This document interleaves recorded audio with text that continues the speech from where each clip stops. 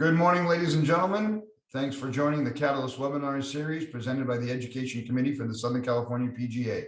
The Catalyst webinar series is a bi-weekly educational platform for creating success and change in your club and career. I want to introduce Tammy Kern, proprietor of TLK Merchandise Consulting and Retail. Good morning, Tammy. Thank you very much for joining us this morning. Good morning. I want to apologize for the technical difficulties. Not the most savvy when it comes to all of this. And like we were talking about earlier, John, doesn't matter how many times we practice this, we get, last minute little flub ups here. So I do apologize for the delay. So basically, we had the previous, I don't know if some of the people were on the other call or have Zoom call taking a look at it, the Catalyst webinar, but we had discussed kind of some ideas and thoughts of merchandising and ideas that can sort of help you and make your life easier as a golf pro, because there's so many hats that you have to wear. And obviously, main goal is to boost your sales. We've got to drive those sales up. And I'm a firm believer. I always, this is kind of what we're going to go over today, is a lot of it has to do with the look of your shop. I know this is very basic. I know it doesn't sound like, it's like, sure, okay, no kidding. It's got to look good. Well, as easy as that is, it's not that easy to keep up on, because as you know, on the day-to-day basis, it's a constant, just run from one point to the next. And you're not always going to be able to be on top of keeping that shop the way it should be looking, so that when someone walks in the door, they're really gravitated towards wanting to buy. You're always going to have your people who are just going to go straight to your counter, give me a tea time, get me the heck out of here. I want to go hit balls. We all know that makes total sense. But there are also people there that, you've built relationships with, or let's say you're at a resort. These people are just excited to be there. They're wanting that logo, and they're wanting to, talk to you and get their day going, but they're also really interested in wanting to buy some merchandise. So visual impact is what I talk about. And well, here goes another glitch. I'm so sorry. This is not the one, but I apologize. I'm so sorry. Let me send one more over to you, John. But let me keep talking about what we're talking about. And John, I'd love it if you kind of gave me some feedback and some ideas from what, as you run your day-to-day operation, what is it that slips through the cracks? I mean, is it, you're hoping that your team is always on it and always maintaining it and that sort of thing? Well, I think the biggest thing that slips through the cracks that I see is, so often you have merchandise, you have an operation that has a dedicated merchandiser and just the golf shop staff in general that has merchandising duties with tournament operations and daily play and customer service and reservations and all of the focus that goes into that. The little things that go into the merchandise operation are the first things to get neglected, such as merchandise rotation, cleaning, dusting, attention to detail on that level, on a larger scale. When you have because so oftentimes it's like, and I'm going to use South Hills as an example. We have a merchandiser who's an absolute superstar. And so what happens is she, because she's an A player and she's a superstar, she is utilized for so many more things than just merchandising, which is what she's really supposed to be here for. And before you know it, she's wearing 4 or 5 different hats in there. And the merchandise, as important as it is, it doesn't really come with a direct time sensitive service deadline as some of the other things do, such as tournament operations and phone etiquette, email etiquette, running the tee sheet, taking tee time reservations. Those all directly involve members and what they need and what they want and what's important to them. you know, a lot of members don't really think about shop cleanliness until they're standing there in a conversation. It becomes a secondary or a tertiary thing that they notice.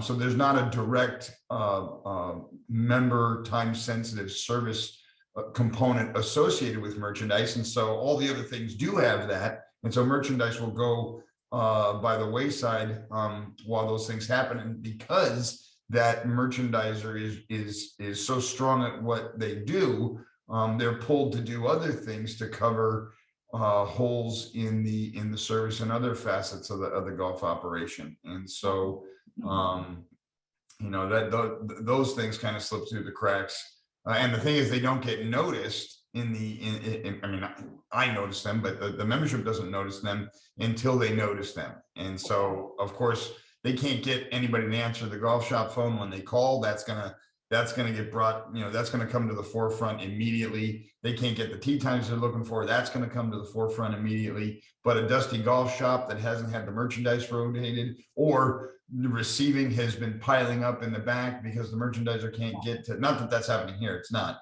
but it's not. But you know, you've got new product that's coming in that's not being received, and those things will go by the wayside. And of course, that creates a culture where, you know, some of the staff that may not be as dedicated or as a player as the merchandiser will come dependent on the merchandiser covering the shortcomings of other people in the department, and that further takes her away from her main objective. But yeah, no, I think what gets missed basically is the onus on how important that first impression is, because I always equated the golf shop at a golf course or a country club as the mailbox for a home. You know, you could have 3 homes in a row that are mansions and beautiful, and they're all for sale, and you're house hunting for a mansion,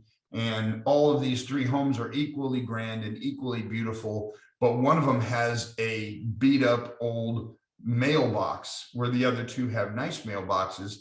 The first thing you're going to think is, oh, if that's got that mailbox has a red flag. If that's a red flag, usually red flags beget more red flags. So if that mailbox is ugly and awful, and my first impression of the beautiful mansion behind it, I'm sure there's things in the house that are also compromising in relation to the other 2. So your golf shop, even if you don't sell a damn thing, your golf shop is it's a mailbox first impression for members and guests, and it's a sign of club health.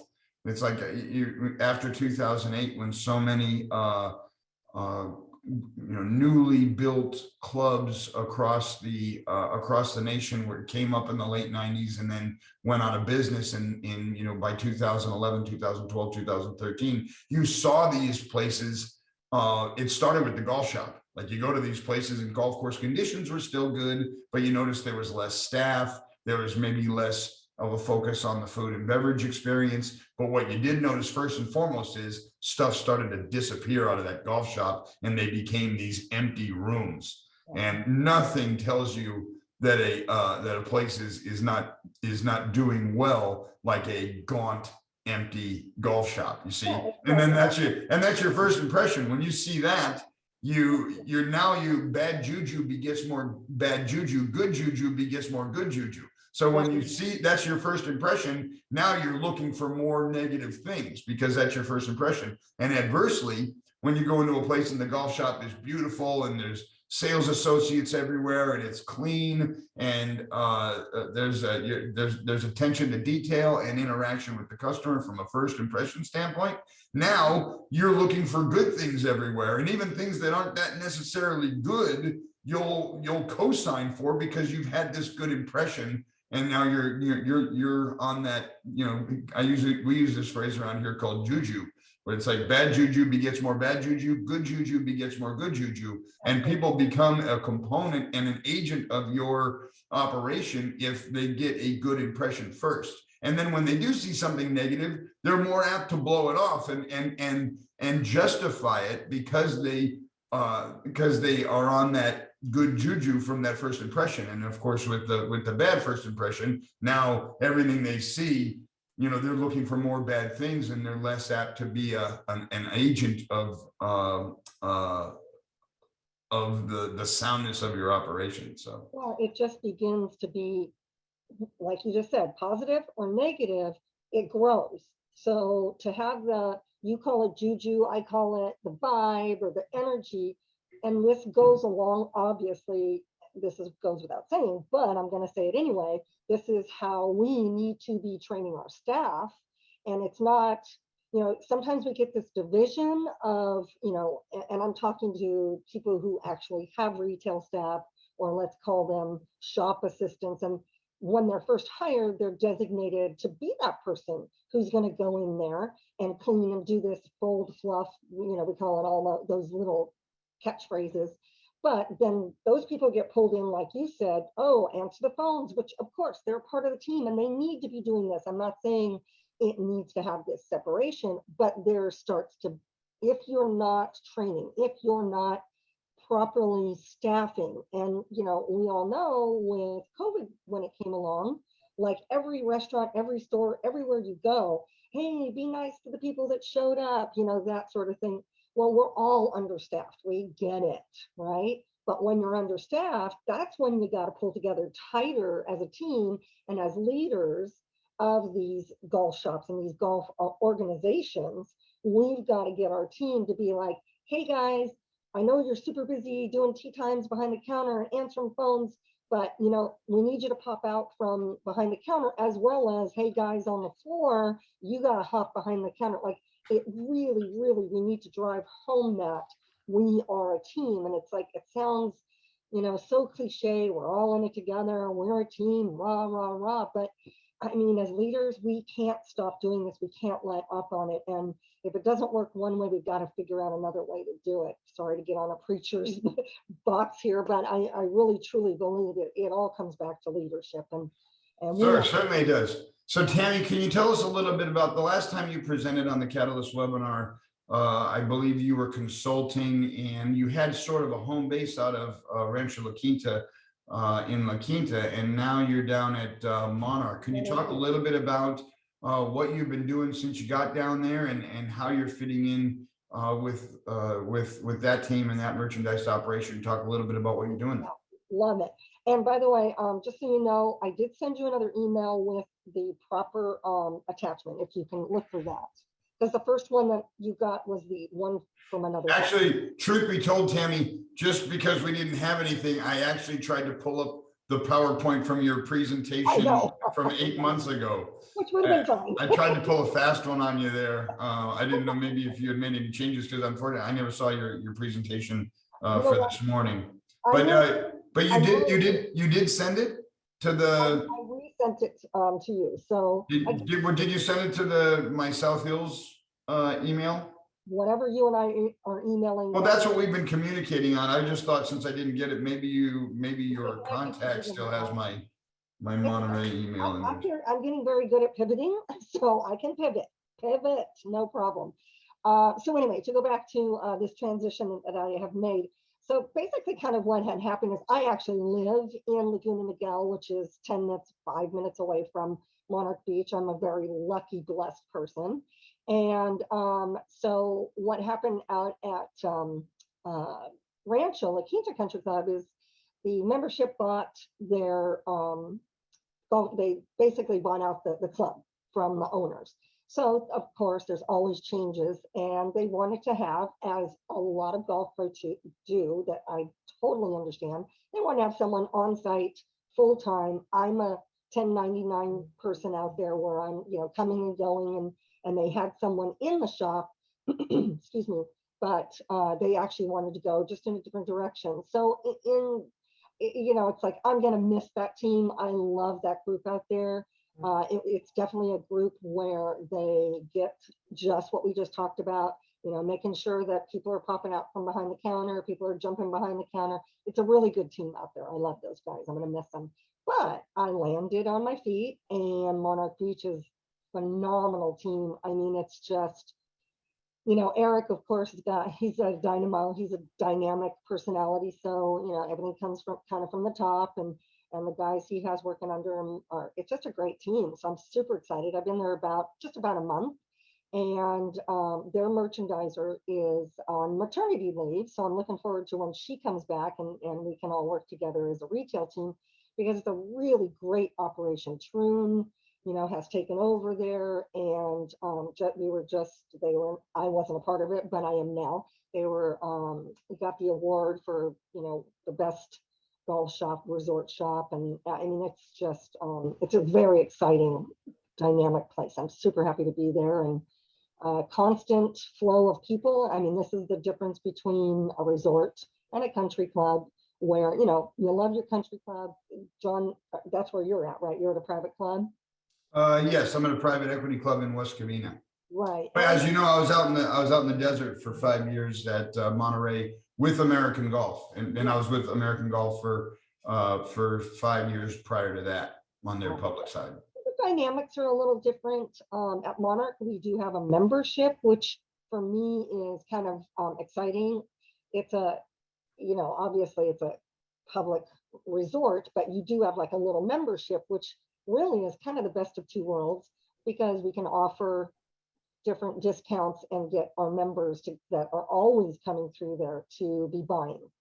So basically, I mean, it's already a great shop. They've already done 2 million plus in sales through the last year. So I see it growing, and I'm super excited to be a part of it. Yeah.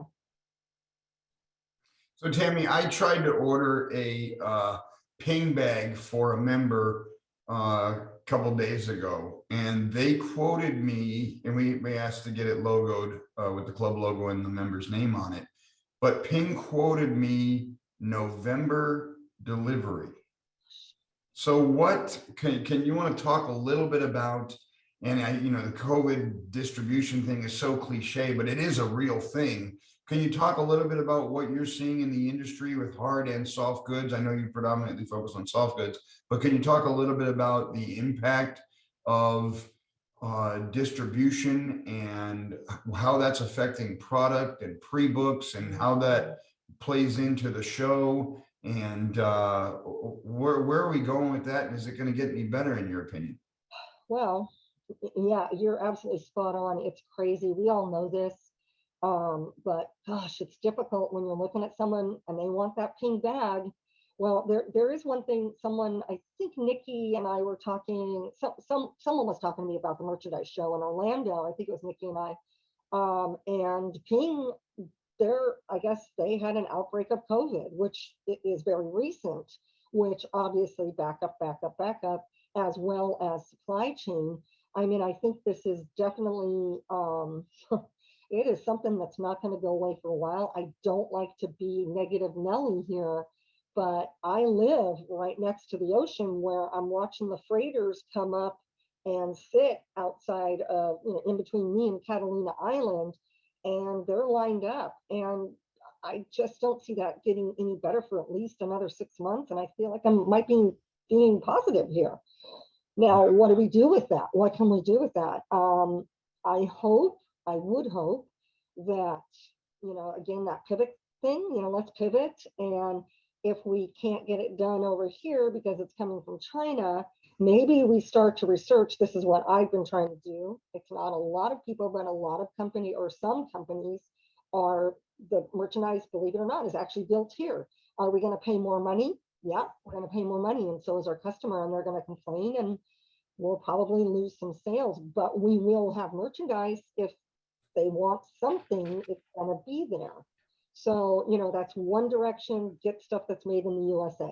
Obviously, it's not everybody. Obviously, it's not the people that we've always done business with. I had a circumstance where I was going to start going to the shows and talking to people and looking for fall of, because it was a desert, as you know, for fall of 22.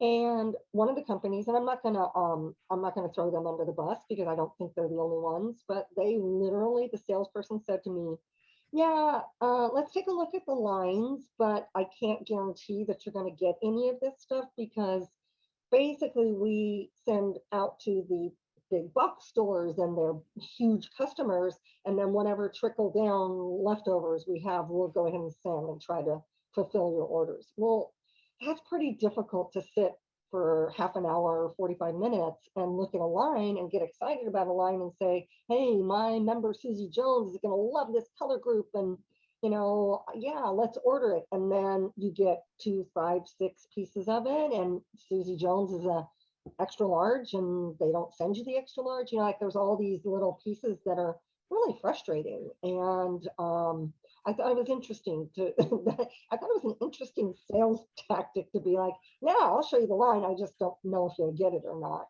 So yeah, it is it isn't going to get better, it isn't going to get easier for a while.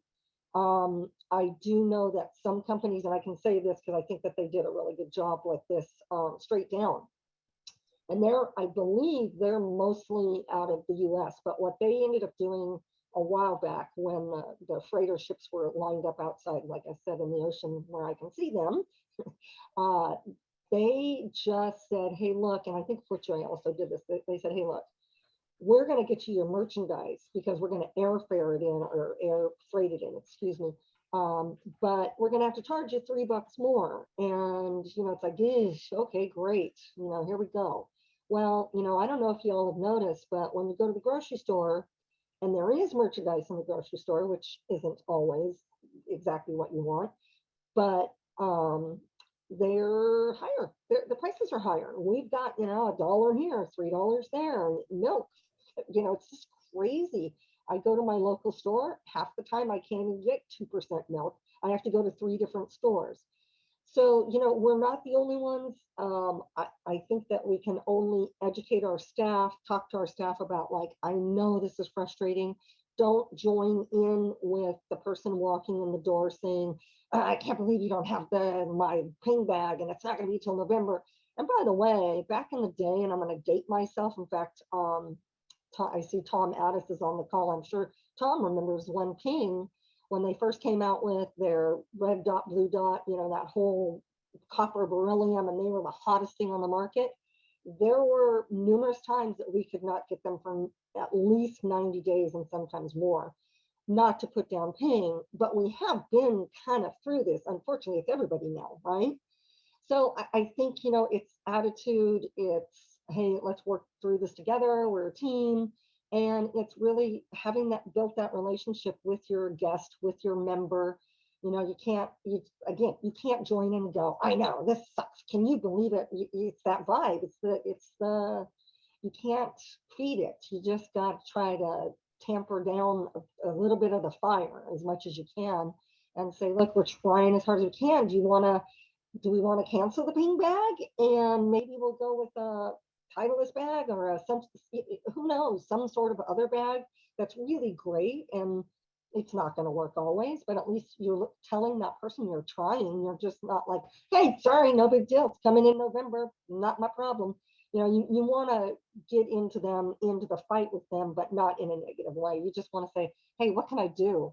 Can I change your order? Can we, can I drive out to Well, and Tammy, you make a good point. And a lot of it has to do with, the dollar is simply not worth what it was. I mean, inflation goes on is a constant thing, but post-pandemic and unemployment structures being the way that they are, the dollar just isn't worth what it was. And it's a paradigm that we as merchandise concession operators and just golf management operators in general, we need to get our heads around the fact that what you need to pay for goods and services and labor now is a lot higher than it's ever been before, and it's going to continue to get higher because of the structure. And once this whole thing with distribution and manufacturing and and unemployment does settle down, things are going to be a lot more expensive, and it's just something that is the way of the world, more so now than ever before, I think. But that paradigm that minimum wage over the last 3 or 4 years, minimum wage has been going up $1 every single year, and it just went federal minimum wage just on January 1st, as everybody knows, went from 14 to 15. but $15 an hour has never been so low for a minimum wage. It's like basically 2 years ago, minimum wage was $13 an hour. Now minimum wage is $15 an hour, and it's less valuable than the $13 was 2 years ago, just because of all the other factors that are going into this, and just Add on, the work ethic seems to be different as well. So but don't add on the price of gas. When you're talking $5 a gallon, everything is, and that, we all know it's not going to go down. It's crept up. It's going to stay at the $5 area. Well, now you're talking about trucks delivering goods across the country. It's all going to add on, and that's not going to go away. You're absolutely right. It's not going down.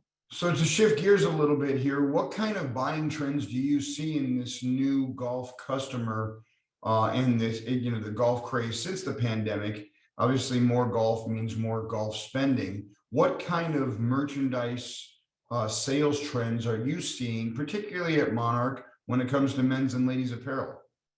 I can definitely address that, because even in the 3 weeks, busy as all get out. We've had decent weather, obviously. Although I don't know out here if the weather actually affects the golf play that much. Of course, it does a little. I am seeing a rise in, and it's funny because of being in the industry long enough, you sort of tend to see these waves. And the wave that I'm seeing is we're really going back to people want something that's different. They're really not walking into a store, and I don't want to exclude country clubs. I don't want to exclude public courses, but I really believe it's a trend across the board. People don't necessarily want just basics. And I especially know on the women's side of it, which I kind of, forgive me at this point, I don't mean to be gender biased or whatever, but I am going to kind of try to focus a little more on the women's side of it, because I do believe it is an untapped or less tapped resource for growing your sales. I think that Nikki and I were talking about how women's golf is growing. And by the way, golf, we all know we were blessed through COVID, which is a horrible thing to say, but we're blessed because we did get busier and we were the only thing to do, and our sales did go up in general. But women's, the trend I'm seeing there is every woman, and this can go for guys too, they all have black, navy, khaki if they still wear khakis, whatever, basic bottoms. In general, to have some basic bottoms is not a bad idea for the just in case or whatever, but they're really looking for that different. If you're looking at shorts, they want skirts with prints, and they're still matchy. That's never going to change on the women's side of it. Guys are getting much more particular about, not so much as, oh, does this make my butt look big, but they're definitely more, hey, how's that fit? And I don't want my sleeves to be too long, and I don't like this fabric. And they're getting way pickier about, I mean, it used to be back in the day, oh, I like that shirt, wrap it up, I'm leaving. Guys definitely pay much more attention to what they're wearing. So women have always been that way, obviously. And that's why I sort of think, and again, I apologize for going gender here, but I do think that there's still difficult awkwardness sometimes with men professionals. They're the only ones in the shop, let's say, and they're trying to help Betty over here, get the skirt.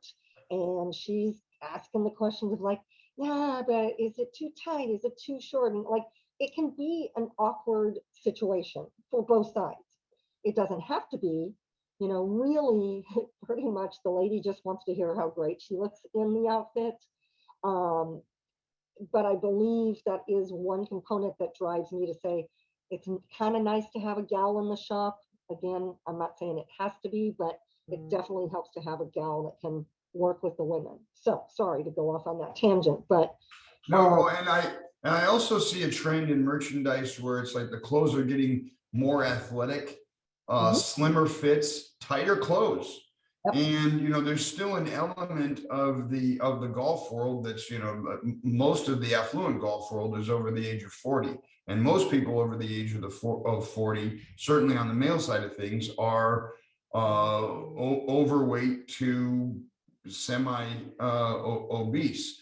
And I see a demand certainly here with our male market here at the club, where there's less and less clothing manufacturers that a large portion of the male affluent golf demographic, there's less and less clothing manufacturers that are making clothes that they still like, because everybody's in this crunch to make Nike, Adidas, Jay Lindbergh type form-fitting clothing that my male members are not going to wear. But yet, the companies that are making what they will wear are becoming few and far between.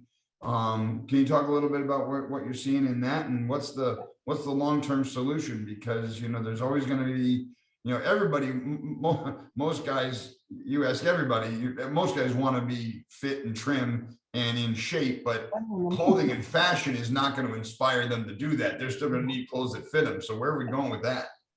Well, I mean, this is an age-old, this has been going on for so many years. Of course, we know this. I can tell you that this is the biggest clash that I have always had through all the years I've been in this business. Like I said, mostly to begin with was women. The woman walks in the door, she says, I like that Adidas top and I want that top. Well, oh, okay, here's an extra large in that top. She goes in the dressing room, she puts it on, and there's no way. She's not coming out of the dressing room because it is not fitting. Well, now she's mad at me because I don't have extra large that fit her. Okay, this is now happening with men. Same exact thing. The man's coming in. He's like, well, I like that Nike shirt. I like that Jay Lindbergh shirt. You put it on him in the double X, and he's disgruntled about that, and it's not fitting. I literally had this the day before yesterday. I had a guest come in, was in a group, and, not obese, definitely not obese, but I talked him into Jay Lindbergh, and I talked him into going up a size. He's like, double extra large, what? He's kind of offended. And I said, I don't look at the tags. Come on. I throw him in the dressing room. He comes out and he's like, dude, this is too tight. Like, I'm sorry, it's not you. It's really not you. It is a European style. This is how they make the product. I don't think we're ever going to be able to, remedy that, because the minute you bring in that brand, that Jay Lindbergh, that Adidas, that sporty look, and then you also have over here straight down FootJoy, the wider look, you have that guy and that woman, same thing, where they're going, but I like that color and I like that pattern. I want that one. It all circles back to your staff and you training your staff and me training our staff and getting the word out there that it's all about retail savvy. You've got to be able to connect with that person pretty quickly, because people are kind of in a vulnerable state when they're looking for sizes. And that sounds kind of silly and dramatic, and I don't mean to be dramatic, but it is true. I cannot tell you how many times I've had women come in and they're perfectly, size medium, let's say, even a small, and they're looking at, no, I need an extra large, because they're body conscious. Their body image is, somehow hurt in some way. It is one of the most difficult parts of having merchandise in your store and selling merchandise to women and now men. It truly is transferring over into men. I think some of it for men, a lot of it has to do with the fabrications that we have, where, they're kind of clingy, and guys maybe don't understand that. It's like, women, I can say to a woman, go, hun, just wear a camisole under there, do a little tank top. Nobody will ever see that bump or lump or whatever it is that's making you uncomfortable. Honestly, I can't really say that to a guy. Hey, dude, go home and put a tank top on. It's all about finesse and being savvy and being compassionate for people, because they are in a vulnerable state. Everybody's embarrassed because, like you just said, your members are maybe like almost to the point of obese, and they know they should be working on it. Even like they're not even thinking about how bad it is for their heart. But when it comes to admitting that shirt doesn't fit them, like, that's embarrassing. So it's really, really important for your staff and myself and you to be, like I said, compassionate for people who are feeling uncomfortable that way. And if you do that, you can win people over and sell more. And that's kind of, I hate even saying that because I feel like a used car salesman. It's not a tactic. It's just what you should be doing. So, I think, you can decide at some point to say, look, I really know my membership. And again, we're leaving out resorts and public, and I apologize. But if you're talking about a membership where you really have got to know them, you might say, look, I'm not going to bring in Jay Lindbergh. Yep, I have a couple members that are asking about it. And it's like, oh, I saw it on so-and-so on the tour and it looks so good. But, the hassle and the kind of the awkwardness of trying to sell that to someone might not be worth it if your membership is of a larger, and especially your buyers. It's not even just your membership. It's like, who's buying, which leads me into saying, when was the last time you did a survey? And don't roll your eyes, everybody. They're pretty important just for information. And they're important for making your membership or your people. We can do, how many surveys do people do constantly, right? But if you do a membership and you get some information, that person says, you know what, these people actually care, and I might end up being able to come in here and buy some things if I tell them what I like and what colors and what sizes and that sort of thing. It's good information. And I think it's a good idea to get to know your membership so you can have better, more compassionate and savvy conversations in the retail aspect of your business. All right, awesome. Well, Tammy, I don't have any questions here. Let me see if there's anything on the chat board. There is not. I'm sorry about the technical difficulties with your PowerPoint, but I think we made the most of it. Obviously, you have a wealth of knowledge when it comes to retail merchandise operations, and you certainly have your finger on the pulse in what's going on with golf retail in this ever-changing post-pandemic market. For everybody that's on the webcast this morning, thank you very much for joining us on the Catalyst webinar series. You will receive one MSR credit for attending this morning's webcast. And for those that are reviewing this Catalyst after the fact, Tammy is going to compose a rudimentary 10-question quiz on her presentation for you to take and submit for when you view the webcasts on YouTube through the section website after the fact. You are required to take the 10-question quiz and get a score of 70% or higher in order to earn the MSR credit. And thank you very much for supporting the Catalyst webinar series. Tammy, thank you very much for being on this morning. Can I say one thing? Of course. I'd like to offer up, if anybody would like to see the presentation that was supposed to be a part of this, could you either take them, give them my email, or however you want to work it? I can send that PowerPoint out and just kind of follow up. After we will upload this to the recording of this presentation to YouTube sometime in the next day or so. When that happens, I'll send out a thank you to the attendees that were on the live webcast, and I'll include your PowerPoint when I get it. I'll include your PowerPoint as a PDF attachment, so it's not that large. In fact, if you want to just save it as a PDF and send it to me, I'll include it along with the YouTube recording link. And thanking you for your time this morning and thanking the attendees for supporting the Catalyst webinar series. Great. Thank you very much, everybody. And again, I apologize for the mix-up, but it was fun talking to you. I hope you got something out of it. If you ever want to just do what John and I just did and talk about, this is driving me crazy, I'd love to be your shoulder to cry on, or to hear you yell or talk about funny stories. I'm definitely more than happy to be available for anyone. So thanks again for being with us. Thank you, Tammy. Have a great day, everybody. Take care. Bye now.